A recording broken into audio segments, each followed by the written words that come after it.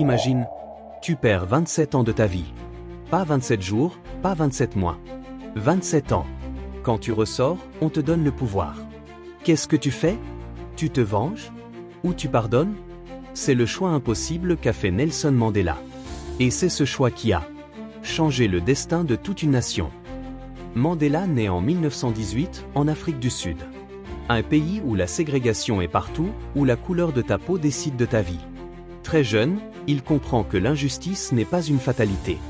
À l'université, il devient avocat. Mais pas pour faire fortune. Pour défendre ceux que personne n'écoute. Il n'était pas encore président, mais déjà, il portait une nation sur ses épaules. Mais lutter contre un système d'oppression a un prix.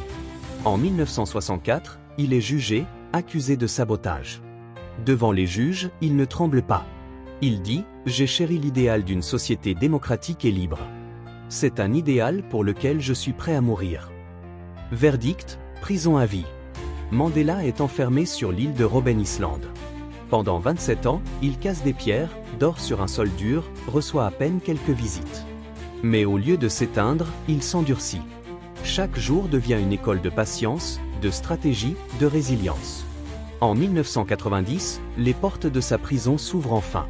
Le monde entier regarde. Son peuple l'attend comme un sauveur. Et beaucoup veulent la vengeance.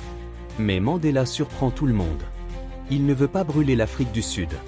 Il veut la reconstruire. Il prononce alors une phrase qui résonne encore aujourd'hui.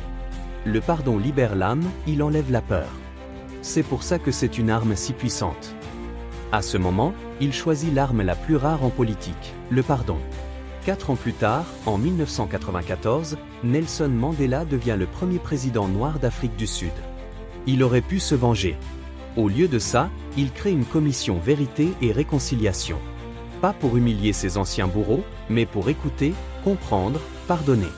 Il comprend que la vraie victoire n'est pas d'écraser ses ennemis, mais de transformer des ennemis en alliés. Sous sa présidence, l'Afrique du Sud devient un symbole, celui d'une nation capable d'unité après la haine. Mandela n'était pas seulement un président. Il était une leçon vivante. Il nous apprend que pardonner, ce n'est pas oublier. C'est choisir de construire au lieu de détruire. C'est refuser de laisser la haine décider de notre futur. Aujourd'hui encore, son héritage dépasse l'Afrique. C'est un message universel. Le vrai courage, ce n'est pas de se battre. C'est de tendre la main quand tout le monde attend le contraire. Alors retiens bien ça. Mandela nous a montré qu'on peut perdre presque tout, et malgré ça, offrir au monde ce qu'on a de plus grand. Et toi?